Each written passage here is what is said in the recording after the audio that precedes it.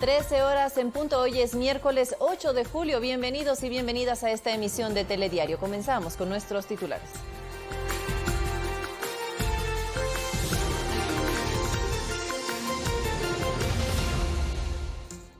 El Pleno de la Asamblea Nacional se convocará este 10 de julio para conocer la renuncia del vicepresidente Otto Sonnenholzner. La posibilidad que el COVID-19 se propague en el aire en partículas más pequeñas es una amenaza real. Según estudios científicos, el riesgo es mayor en espacios cerrados, sin ventilación y con aglomeración de personas. La Policía Nacional realiza operativos de control antidelincuencial en varias zonas de la ciudad de Quito. Se priorizó la revisión de documentos y el porte de armas. Las autoridades municipales de Quito ejecutan acciones para ayudar a derivar a personas en situación de calle a centros de acogida. La pandemia del COVID-19 agudiza la situación de la mendicidad. En lo internacional, tras anunciar su salida de la OMS, el presidente de Estados Unidos, Donald Trump, acusó a la organización de haber gestionado mal la emergencia sanitaria y de estar bajo el control de China. Y en los deportes, el COE Nacional se reunió con la Federación Ecuatoriana de Fútbol y la Liga Pro para definir el reinicio del campeonato de fútbol ecuatoriano.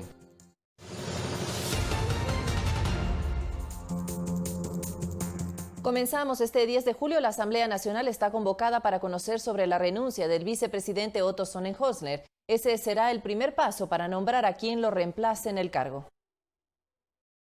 La carta de renuncia de Otto Sonnenholzner está en manos de la Asamblea Nacional y es allí donde se define la aceptación o no de la misma. Una sesión plenaria ya fue convocada para este viernes 10 de julio. Para que él deje vacante el cargo de la vicepresidencia, debe ocurrir la aceptación parlamentaria de esa renuncia, como dice el artículo 43 y el artículo 34 de la Ley Orgánica de la Función Legislativa. Superado este primer paso y en caso de aceptarse la renuncia, el presidente de la República, Lenín Moreno, deberá enviar una terna proponiendo los nombres para su reemplazo. Se dice que tiene 15 días para hacerlo. Sin embargo, al no estar contemplado en la Constitución, este no se convierte en un plazo fatal. Yo no le puedo decir que a partir del día viernes hay 45 días para nombrar un vicepresidente. Eso no es así. El presidente podría demorarse menos, podría demorarse más, podría nunca enviar la terna y no hay consecuencia jurídica de eso. Pero no sucede lo mismo en el plazo para la Asamblea, la que sí tendrá 30 días para determinar el reemplazo en la segunda magistratura, una vez que el Ejecutivo presente los nombres con las 3 alternativas posibles. Si no nos ponemos de acuerdo en 30 días, el vicepresidente nuevo será aquel que está primero en la terna enviada. ¿Cuántos votos se requieren? 70 votos, mayoría absoluta. Por eso lo que se pide de antemano en el legislativo es que los nombres de la terna cumplan con los requisitos de ley, principalmente si se plantea a ministros y secretarios de Estado actualmente en funciones. Deberían renunciar antes de estar en esa terna. Terminado este proceso, se tendrá el cuarto vicepresidente de este periodo presidencial, el cual deberá estar en el cargo por alrededor de 10 meses, esto es, hasta el 24 de mayo de 2021. Alex Llanos, Ecuador TV. El presidente de la República, Lenín Moreno, participó en la cumbre virtual mundial de la Organización Internacional del Trabajo sobre COVID-19 y el mundo del trabajo. El mandatario manifestó que la pandemia ha generado nuevos escenarios económicos a escala mundial y que Ecuador ha tomado acciones para proteger el empleo con la Ley de Apoyo Humanitario. Escuchemos más. Por eso promocionamos una ley de apoyo humanitario que, entre otros temas, impulsa la reactivación económica y productiva, con el efecto inmediato de conservación y generación de empleo. La ley fomenta el diálogo entre empleadores y trabajadores. La mejor manera de llegar a acuerdos es esa. De más está decir que dichos acuerdos respetan absolutamente todos los derechos laborales. En la misma línea, creamos un programa de crédito llamado Reactívate Ecuador para brindar liquidez a las micro, pequeñas y medianas empresas, las MIPYMES. El único requisito es que demuestren que han mantenido y mantendrán su nómina. De un total de 1.150 millones de dólares para la reactivación, 500 millones están destinados a este apoyo. 750 MIPYMES ya se han reactivado sin ningún empleado despedido. Es importante notar que en Ecuador 8 de cada 10 empleos son generados por el sector privado. Por eso promovemos su bienestar y solvencia.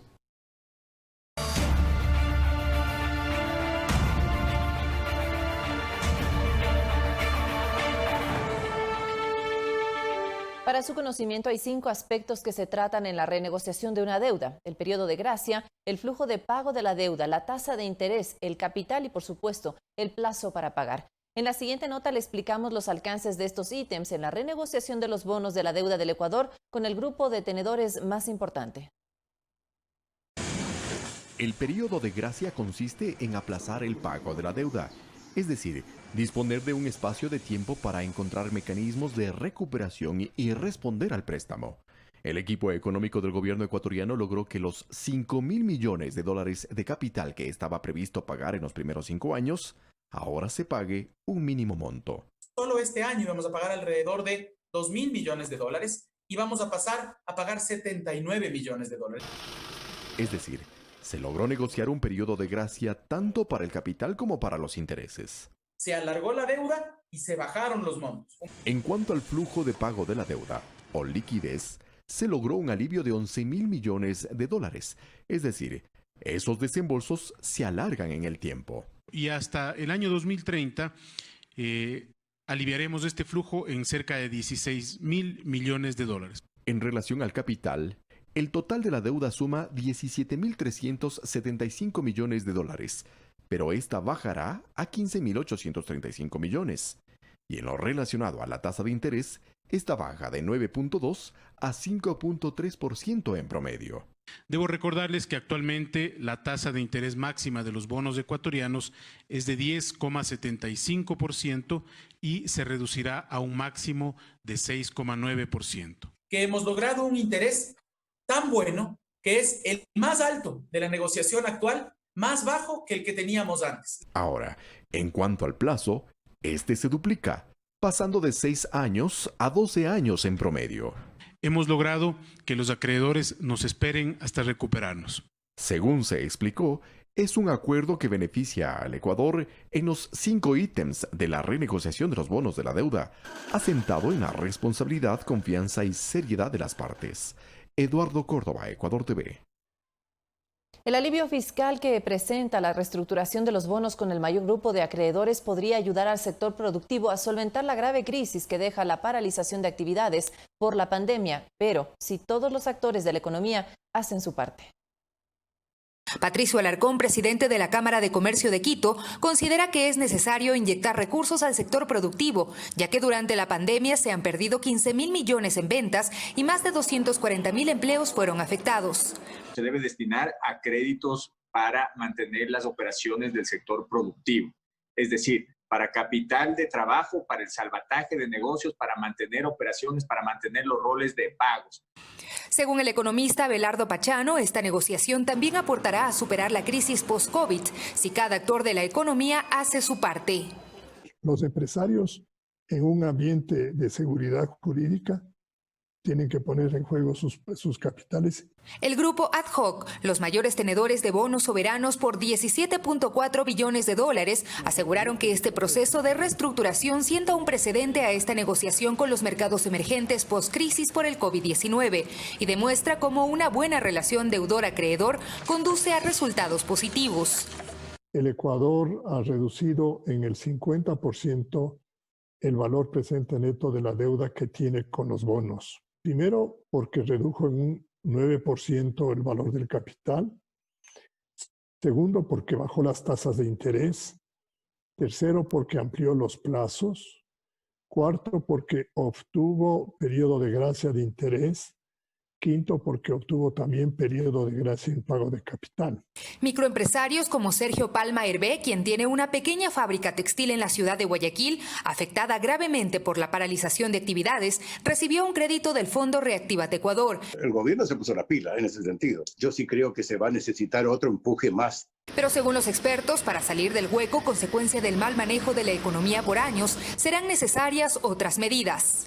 Hay que reevaluar la estructura del Estado, quién está aportando un valor a la sociedad, adecuarnos a la realidad de la recaudación, y eso es lamentable porque cada día recaudamos menos. De momento, Ecuador gana un respiro, pues tras el anuncio de la negociación con los tenedores de deuda, el riesgo país bajó 519 puntos, ubicándose este 7 de julio en 2.760. Sofía Montoya, Ecuador TV. Y preste atención a la siguiente información. Mediante comunicado oficial, la Superintendencia de Compañías, Valores y Seguros del Ecuador advierte a la ciudadanía que se está utilizando sin autorización su imagen institucional en supuestos certificados de dinero lícito. aprobación de crédito, autorización de cuentas bancarias, entre otros trámites. Esta documentación falsa proviene de las supuestas entidades financieras Crediéxito Limitada, Corpo Centro, Créditos Limitada y Futuro Limitada. Estos documentos no han sido emitidos ni son competencia de la institución, aclara el documento. Es necesario mencionar que estas compañías no constan dentro del catastro de las compañías constituidas en nuestra institución. Desconocemos si que realmente existen o están registradas con otro ente de control. Estas personas que están haciendo uso de nuestra imagen institucional, del nombre de nuestra máxima autoridad, están haciendo un uso fraudulento, ¿no? Y por esa razón, como indicaba hace unos segundos, hemos procedido a presentar las denuncias por falsificación de firmas y falsificación y uso fraudulento de documentos falsos.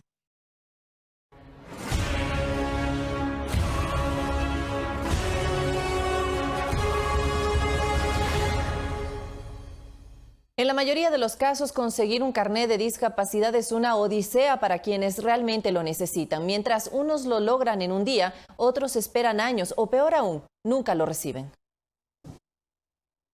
A pesar de todas las influencias que podría tener un exmandatario, Gustavo Noboa también vivió el viacrucis de quienes buscan acceder a un carnet de discapacidad. Mi hija Marisabel nació con un retardo mental. Ella falleció hace 2 años. Mi esposa, la ex primera dama, se pasó 2 años buscando un carnet de discapacidad, con la finalidad de que Marisabelita pueda tener un descuento en un viaje a Cuenca, en un viaje a Quito, con las personas y las profesoras de Fascinar. Aunque estuvo a su alcance comprarse un carro de lujo, no lo hizo. No faltó alguna persona que me diga, oiga doctor, ¿por qué no se trae un carro? Le dije, porque Marisabelita no puede traerse carro, porque ella no sabe manejar. Y la discapacidad es de Marisabelita, no del papá. ¿Cómo puedo yo aceptar que personas que no tienen ninguna discapacidad se hayan comprado, no un carro, no es un carrito, es un carroto de 100,000 y pico de dólares? Nos han llenado de vergüenza los jueces, algunos fiscales, algunos jueces, algunos asambleístas o la mayoría, y todo esto, y entonces a la cárcel. Por casos como estos, 6 organizaciones de personas con discapacidad se reunieron en Guayaquil para anunciar la creación de una veeduría. Sea fraudulento, no fraudulento, estamos pidiendo que se haga una veeduría de todos estos carnets. Y en la asamblea estamos pidiendo que hayan unos representantes de todo tipo de discapacidad. Mariuxi Buenaño, Ecuador TV. Vía Zoom se hizo el lanzamiento de UNES Ecuador, una nueva fuerza política que agrupa a representantes de varios partidos y organizaciones sociales. Desde la academia analizamos su participación para las elecciones 2021 por la vinculación en casos de corrupción. Organizaciones políticas como Fuerza Compromiso Social, Centro Democrático, entre otras, dieron a conocer el lanzamiento de UNES. Han intentado de todo para derribarnos, pero estamos aquí activos, en pie de lucha, con la frente en alto, caminando juntos hacia el futuro y unidos por la esperanza. Nunca más la falta de atención a los sectores más desfavorecidos de la sociedad. Unidos todos por la esperanza, va a resucitar valores perdidos. Para Allen Panchana, analista político y catedrático, es importante destacar lo que se estableció en la consulta popular de 2018, la muerte civil que inhabilita para candidaturas a quienes estén involucrados en delitos contra la administración pública. Quiero decir que lo de la muerte civil es importante, porque de verdad, la política del país necesita transparencia, necesita un baño de pureza. ¿Por qué? Porque finalmente lo público es servicio, y ese es un gran problema. Decimos que ¿qué está aportando? Panchana también señala que este bloqueo tendrá efecto siempre que exista una sentencia ejecutoriada contra el candidato a postularse. El panorama no está absolutamente dilucidado, en lo absoluto. ¿Y esto qué significa? Que legalmente pueden ser candidatos. Con la consulta popular de 2018 se implementaron cambios legales a la Constitución, Código de la Democracia, Ley de Servicio Público y Código Integral Penal, con los que se inhabilita en la política a sentenciados por corrupción. Guadalupe Ayoví, Ecuador TV. Los parámetros de legitimidad y transparencia, así como la capacidad de la formación de quienes serán los nuevos jueces en la Corte Nacional de Justicia, son claves en el concurso que plantea el Consejo de la Judicatura. Así lo detallan analistas consultados. La fase de postulación iniciará este jueves. La renovación parcial de la Corte Nacional de Justicia se efectúa por mandato constitucional cada 3 años. Así lo explica el abogado y docente universitario Gabriel Galán, quien además indica otra razón de la importancia por la que se efectúa este concurso. Es porque evidentemente se tienen que designar también los jueces que suplirán a aquellos que salieron fruto del último proceso de evaluación. Esas plazas no pueden quedar en el aire. Para el jurista Antonio López Cobeña, los parámetros de legitimidad y transparencia que plantea el Consejo de la Judicatura para su selección son fundamentales. Hoy día el Consejo de la Judicatura tiene un serio reto de elegir jueces con alto nivel académico, además de todas esas virtudes que deben acompañarle, como la independencia, la honestidad, la imparcialidad, de no representar intereses corporativos o políticos. Criterio con el que coincide el doctor Gabriel Galán, quien dice que debe existir una articulación institucional para conocer la probidad y comportamiento ético de los postulantes. Habrá que transparentar el tema de bienes, por ejemplo. Si hay algún tipo de análisis, tal vez en la unidad de análisis financiero respecto a transacciones anómalas. Ambos explican que se debe blindar el concurso para que no se objete injerencia político-electoral en torno a la coyuntura que vive el país. Total acceso a las veedurías ciudadanas. Cuando hay limitantes para acceder a la información en el proceso de selección es cuando empiezan a nacer las sospechas. Finalmente manifiestan que estos parámetros deben replicarse para procesos de evaluación posteriores, que se efectuará para jueces y fiscales. Olga Velasco, Ecuador TV. La audiencia de vinculación por fraude procesal para el empresario Alfredo Adum y el piloto Franklin Lara ya tiene fecha. Adum afirma que su visa fue revocada. Con las versiones ya tomadas del empresario Alfredo Adum y el piloto Franklin Lara, la audiencia de vinculación en el caso de fraude procesal por el accidente de la avioneta en la que intentaba salir del país Daniel Salcedo se desarrollará el viernes 10 de julio. La defensa de Lara negó relación con Salcedo. Dentro de esa versión se determina que él no conocía a las personas que cayeron en la avioneta, ¿no? ¿Conocía a Daniel Salcedo? Tengo entendido que no. Se consultó al abogado Candel por la participación de su defendido en el viaje, pero no dio mayores detalles. Está expresado en la versión, es lo que les puedo decir. A Fiscalía también llegó a rendir versión Fausto Álvarez, administrador de Gramada, empresa cuyos accionistas son los hijos de Alfredo Adum y a la que pertenece la avioneta en la que se estrelló Salcedo. Adum señaló además que se le ha revocado la visa. Me han quitado la visa de la manera más ruin, me mandan a detener, me traen detenido a la Fiscalía y no hay ninguna causa abierta. En su versión, Álvarez presentó supuestos chats en los que Lara habría mentido en su versión. Para que sea examinado y detecte todas las mentiras y salga la verdad. Franklin Lara ha señalado en su versión que fue llevado a Perú en contra de su voluntad. Luis Alfredo Zúñiga, Ecuador TV. 13:18. La evidencia sugiere que la COVID-19 se propaga en el aire. Estas y otras noticias de su interés al volver de nuestra primera pausa. Somos Telediario.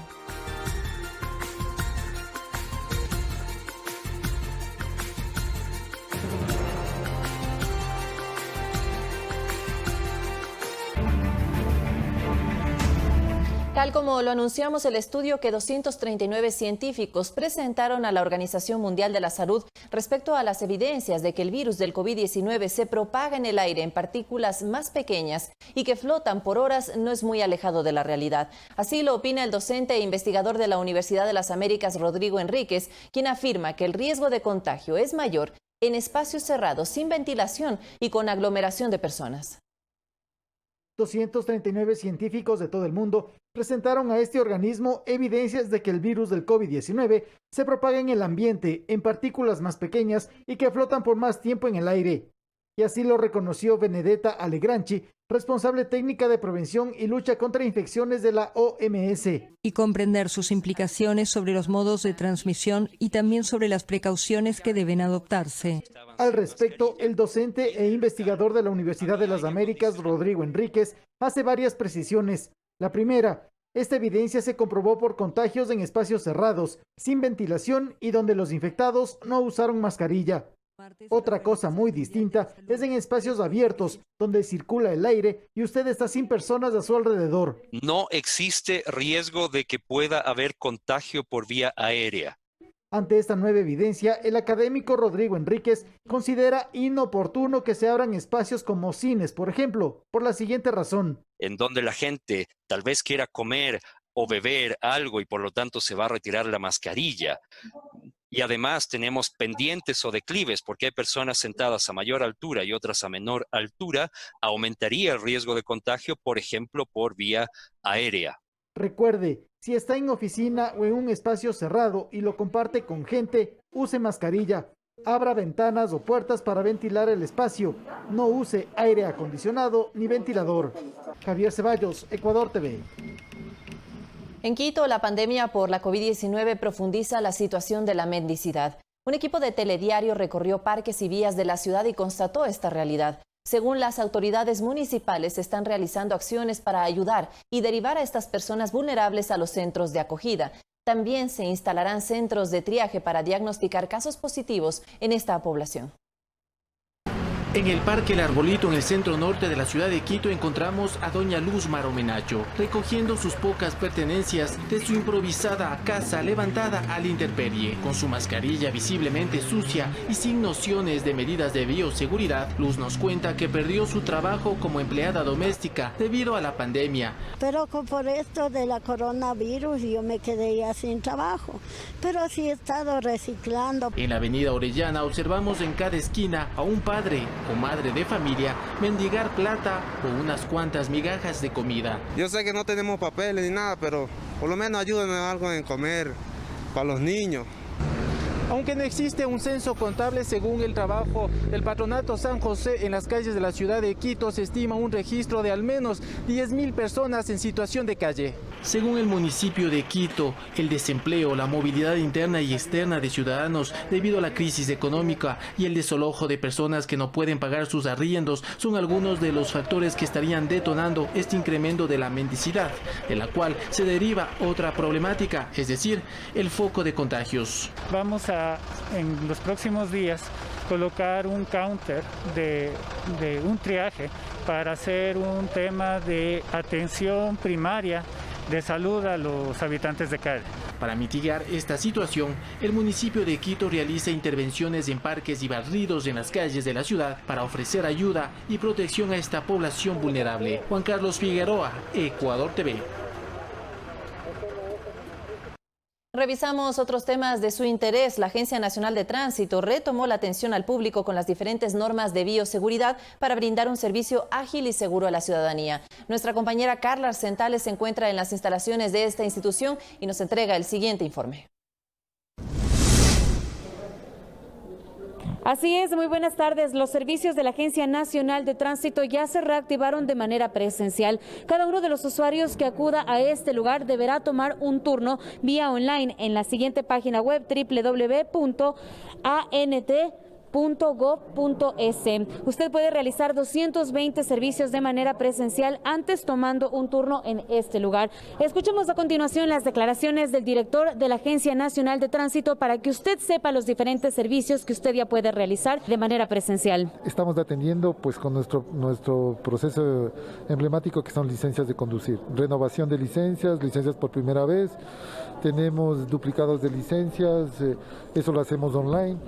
Entonces, y además tenemos certificados únicos vehiculares, tenemos todo lo que es escuelas de conducción, todo lo que es transporte y tránsito. Todo lo que teníamos en turnos tuvimos que potenciarlo al 50%. Ahorita tenemos más o menos a 2 semanas cada turno, o sea, la gente entra a la página www.ant.gov.es,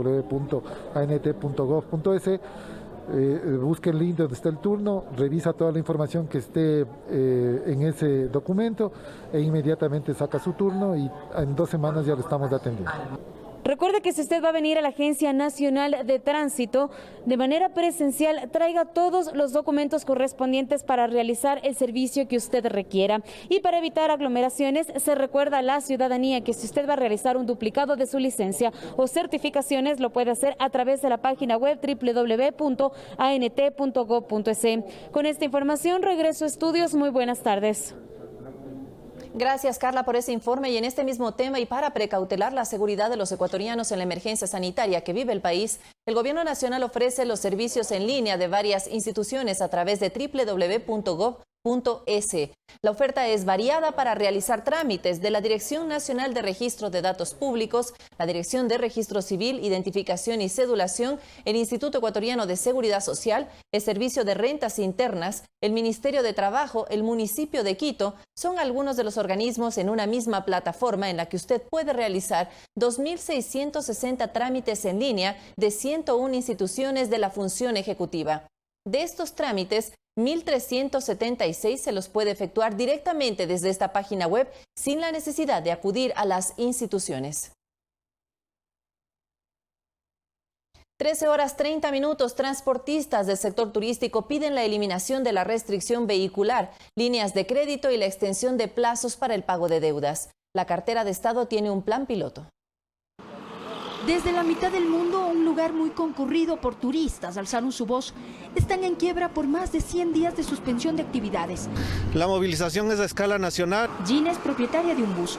Está lista para trabajar, pero no hay plazas. Por la situación sanitaria se han cancelado tours que ofrecía a escala nacional. El momento en que vamos a solicitar un crédito, tenemos que demostrar que no necesitamos del préstamo, el dinero, para que nos den. Las deudas y los intereses se han acumulado. $70.000. Tengo compañeros que tienen unidades nuevas que sobrepasan los $150.000. Los representantes claman al sistema bancario para la ampliación de plazos. Queremos que nos escuche el gobierno, queremos que nos abra una línea de crédito con una tasa de interés blanda. El pasado mes de junio, el Comité de Operaciones de Emergencia aprobó el plan para la reactivación y operación del servicio de transporte turístico. Son 1.430 vehículos a escala nacional. Pueden salir en luz amarilla, implementando los protocolos. En documentos se establece que pueden operar de acuerdo a la restricción vehicular según el último dígito de la placa. ¿Cómo una agencia de viajes o un operador de transporte puede programar una salida de 2 días, viernes y sábado? Si viernes tiene que salir con el carro placa par y sábado tiene que volver con carro placa impar. Los representantes también solicitaron a los entes de control la suspensión de la revisión y matriculación vehicular de este 2020, porque esto generará otros rubros que tampoco podrán cubrirlos. Valeria Villarroel, Ecuador TV.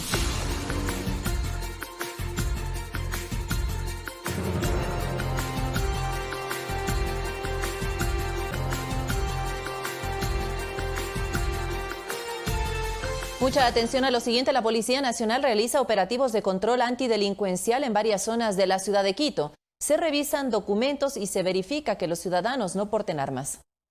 Con sus documentos de identificación. En la República y Amazonas al norte de Quito, una docena de policías se desplegó para prevenir la delincuencia, controlando cédulas de identidad y verificando información de las personas y los vehículos en este sistema digital. Acciones similares se desarrollan en toda la ciudad. Nosotros estamos verificando que no porten armas blancas, armas de fuego, de igual manera que no transporten sustancias sujetas a fiscalización. Verificamos que las personas con el número de cédula no tengan ninguna orden de autoridad competente vigente. De igual manera verificamos que los vehículos no estén reportados como robados. Ciertos delitos se redujeron en el sector según la policía, sin embargo persisten los robos a personas, por lo cual se recomienda a la ciudadanía circular con precaución en esta zona bancaria y comercial de la ciudad. La policía también se encarga de que los ciudadanos cumplan con el toque de queda que rige desde las 21 horas en Quito, pero persisten los infractores de esta disposición. Hemos realizado 4.740 operativos de toque de queda a partir de las 21 horas. Recuerde que la multa por infringir el toque de queda por primera ocasión es $100, la segunda un salario básico unificado equivalente a $400 y la tercera prisión. La ciudadanía por su parte apoya los operativos de control para prevenir la delincuencia. Me parecen perfectos porque es una medida de control también porque ha habido muchos asaltos y robos. Yo creo que el control debería permanecer por la situación que estamos en el país, ¿no? Está un poco complicado en la ciudad de Quito. Verónica Rivadeneira, Ecuador TV. Según el pronóstico, las fuertes lluvias en la capital no cesarán en los próximos días y varios sectores se verán afectados por el mal tiempo. Tome las precauciones necesarias para evitar contratiempos. Frente a las fuertes precipitaciones que vivió la capital el 7 de julio, Telediario conversó con Freddy Yandún, director metropolitano de gestión de riesgos del Distrito Metropolitano de Quito, quien mencionó cuáles son las razones por las que en varias ocasiones el sector de las Naciones Unidas, en específico la parte de la plataforma financiera, se ve afectada por el mal tiempo. Lo que sucede es que es la parte más baja, es la parte de la cuenca más baja en esa zona. Entonces, obligatoriamente el agua va a tener que acumularse ahí. Lo que tenemos que obligar es que el agua se acumule o se circule un poco más abajo. Tendremos que hacer alguna intervención y eso lo tenemos que analizar ya con la empresa de agua potable. Según datos del Servicio Integrado de Seguridad ECO 911, la tarde del martes 7 de julio se registraron 22 alertas a propósito de las lluvias en los siguientes sectores: El Bosque, Iñaquito, Jipijapa, La Libertad, Magdalena y Vía Láctea. La mayoría de estas alertas se presentó en el sector Iñaquito.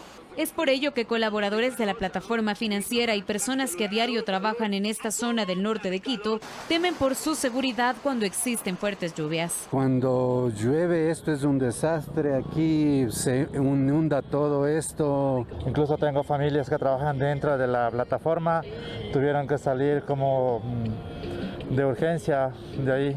Siga las siguientes recomendaciones para que evite inundaciones en esta temporada. No arrojemos las basuras de las alcantarillas. Si tenemos material de construcción en la vía, no recogerlo. Hay que tener una precaución sobre la limpieza de los canales, cunetas. Carla Arcentales, Ecuador TV. En otro tema, el ministro de Energía, René Ortiz, afirmó que se necesitan soluciones definitivas para detener el avance acelerado de la erosión del río Coca. La construcción de obras emergentes alcanzaría una inversión de $20 millones. El avance acelerado del proceso de erosión regresiva del río Coca ha obligado al Ministerio de Energía y Petroecuador a tomar medidas extra para mitigar posibles nuevos impactos de este fenómeno, ya que la erosión de este afluente ha avanzado aguas arriba alrededor de 3,80 kilómetros desde que colapsó la quebrada de San Rafael a inicios de febrero de este año, poniendo en riesgo a varias comunidades y al sistema de oleoducto transecuatoriano SOTE. Con la peligrosidad, el riesgo de que pueda llegar a las obras civiles de infraestructura de tomas de agua. El ministro de Energía informó que se necesita una solución definitiva para el avance acelerado del proceso de erosión regresiva del río Coca y que para la edificación de obras se necesitarán al menos $20 millones, para lo cual se realizarán estudios geológicos y geotécnicos. Y ya tenemos la colaboración del Servicio Geológico de los Estados Unidos, famoso en el mundo, porque nos da las alertas de todo lo que ocurre en el subsuelo. Las obras urgentes iniciarán el próximo 15 de julio con la construcción de muros de rocas para contener el caudal del río. De detener la velocidad del proceso de erosión regresiva, se plantea, digamos, la construcción de estos muros de enrocado, material de alta resistencia. Por otra parte, Petroecuador señaló que tras la rotura del 7 de abril de 2020 del sistema de oleoducto transecuatoriano SOTE, se construyó 2 variantes de las 2 tuberías y en los próximos días se efectuarán nuevas acciones. De estos 15 días que tenemos para hacer la construcción de la variante, el tema de evacuación de crudo y de gasolinas. Santiago Tello, Ecuador TV.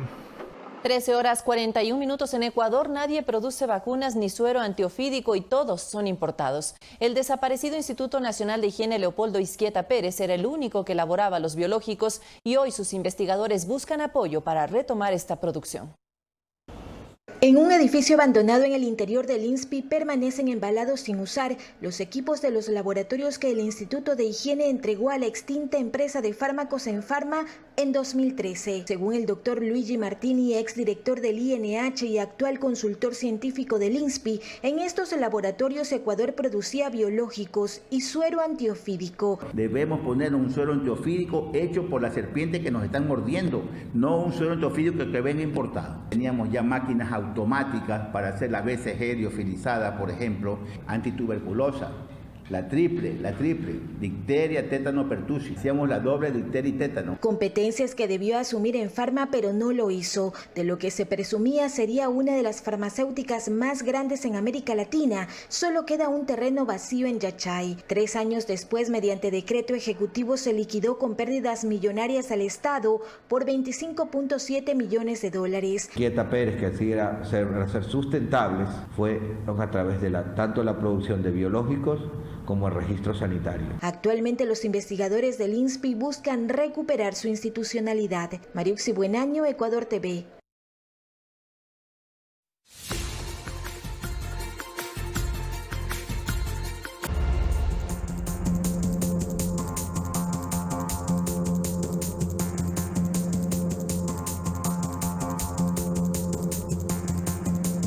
Y precisamente continuamos con las noticias del mundo. Le contamos que Estados Unidos abandonará la Organización Mundial de la Salud tras la entrega a la ONU una notificación formal de la decisión del presidente Donald Trump hace más de un mes. Su salida será efectiva en julio de 2021. El gobierno de Donald Trump tuvo que notificar con un año de antelación la salida de Estados Unidos de la agencia, en virtud de una resolución del Congreso de 1948, que también obliga a Washington a darle apoyo financiero. Debido a que no habían realizado las reformas solicitadas y muy necesarias, hoy terminaremos nuestra relación con la Organización Mundial de la Salud y redirigiremos los fondos a otras necesidades mundiales de salud pública urgentes y dignas. Actualmente, Washington le debe a la Organización Mundial de la Salud más de $200 millones en contribuciones, de acuerdo al sitio web de la organización internacional. El portavoz del secretario general de la ONU confirmó en un comunicado que recibió la notificación el lunes y que ahora está en el proceso de verificar con la OMS si cumplen con todas las condiciones para la retirada. Esta se hará efectiva en un año, es decir, el 6 de julio de 2021, por lo que si Joe Biden, el rival demócrata de Trump en las elecciones de noviembre, gana, podría dejar en suspenso esta decisión. De su parte, el gobierno de China condenó el retiro de Estados Unidos de la OMS. Esta medida de los Estados Unidos socava los esfuerzos internacionales contra la epidemia y tendrá un grave impacto en los países en desarrollo, que necesitan desesperadamente el apoyo internacional. Instamos a la parte estadounidense a que cumpla con sus debidas responsabilidades y obligaciones internacionales y a que demuestre la responsabilidad que debe asumir un país importante. Fernanda de la Bastida, Ecuador TV. Y el presidente de Estados Unidos, Donald Trump, se reunió esta tarde con su homólogo mexicano Andrés Manuel López Obrador. Este y otros temas del país norteamericano en el siguiente informe de Natalie Salas, de La Voz de América. Por su parte, la Organización Panamericana de la Salud explicó que el aumento de casos de coronavirus en América Latina no se trata de una segunda ola de contagios, sino que todavía es parte de la primera ola que sigue creciendo. Brasil, México, Perú y Chile son los países con mayor cantidad de casos de coronavirus en la región en este momento. Por cierto, la Casa Blanca anunció que el gobierno del presidente Donald Trump le va a pagar a la farmacéutica Novavax un monto de $1.600 millones. Esto para agilizar la producción de 100 millones de dosis de una vacuna contra la COVID-19. Esta vacuna podría estar lista a principios del próximo año. Según la Universidad Johns Hopkins, Estados Unidos tiene más de 2.990.000 personas infectadas y más de 131.000 personas que han fallecido por la enfermedad. En otros temas, a través de un comunicado, el Departamento de Estado reafirmó la bienvenida a estudiantes internacionales, pero siempre y cuando tengan la visa apropiada y sepan que pueden estar sujetos a otras restricciones de viaje o procesamiento de visa debido a la pandemia. Esta aclaratoria viene a raíz del anuncio hecho de restringir el visado estudiantil a aquellos alumnos de clases enteramente en línea. Sin embargo, sobre eso también el presidente Donald Trump dijo que va a presionar para abrir de nuevo las escuelas en el mes de septiembre. Y finalmente todo está listo para la reunión entre los mandatarios de Estados Unidos y México, que tendrá lugar el día de hoy en horas de la tarde en la Casa Blanca. Donald Trump y Andrés Manuel López Obrador van a conversar sobre temas de salud, economía y posiblemente inmigración, todo en el marco de la entrada en vigencia del acuerdo comercial entre Estados Unidos, México y Canadá, que es conocido como TEMEC. Desde Washington, con la agenda informativa del día, soy Natalie Salas Guaitero, de La Voz de América.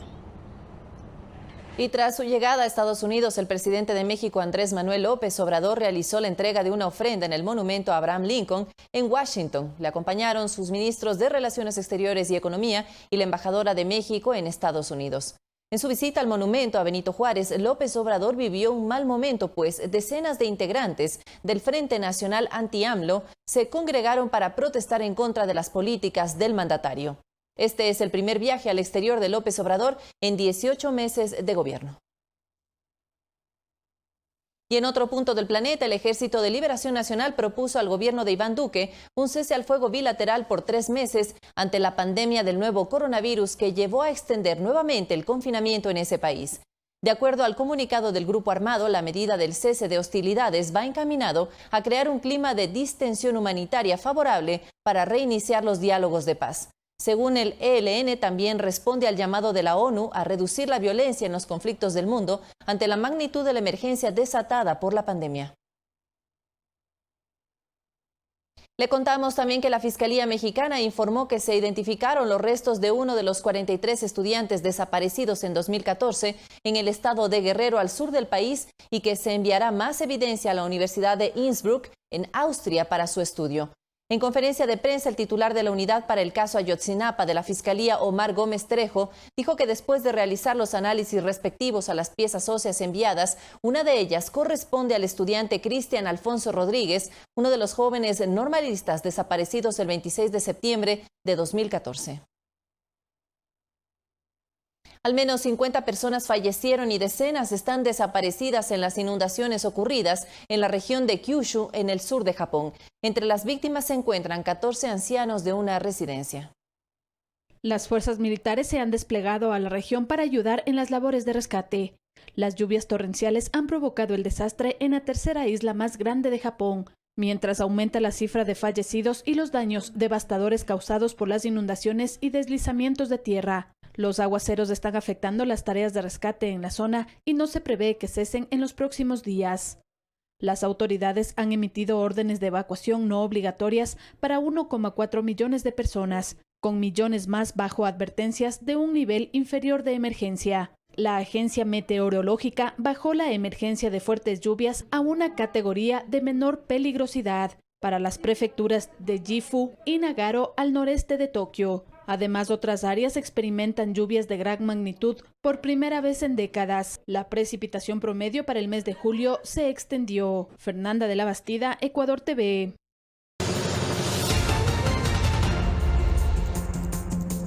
El gobierno de Corea del Sur agradeció a los trabajadores sanitarios con un espectáculo de drones sobre el río Han en Seúl. Además, Dubái será el escenario para la presentación de la pintura más grande del mundo. Le contamos más sobre estas y otras noticias en El Mundo Ahora. El gobierno de Corea del Sur puso en escena un espectáculo aéreo con 300 drones para concientizar a la población sobre las medidas de higiene que se deben adoptar para frenar la pandemia del coronavirus. Los distintos dibujos mostraban cómo llevar tapabocas, la importancia del distanciamiento social y el lavado frecuente de manos. También se incluyeron mensajes como gracias para los trabajadores sanitarios y ánimo República de Corea. El artista británico Sacha Jafri crea una obra de arte que batirá 5 récords mundiales. Se trata de la pintura más grande del mundo, de 110 metros de largo por 28 de ancho, elaborada en 6 semanas de confinamiento.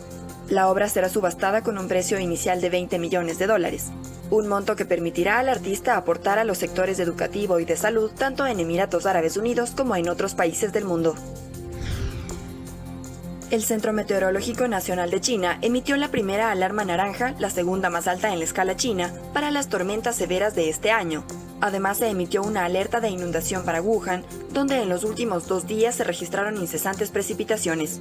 Las intensas lluvias han devastado grandes partes del sur del país desde el mes de junio, afectando a millones de personas y causando grandes pérdidas económicas.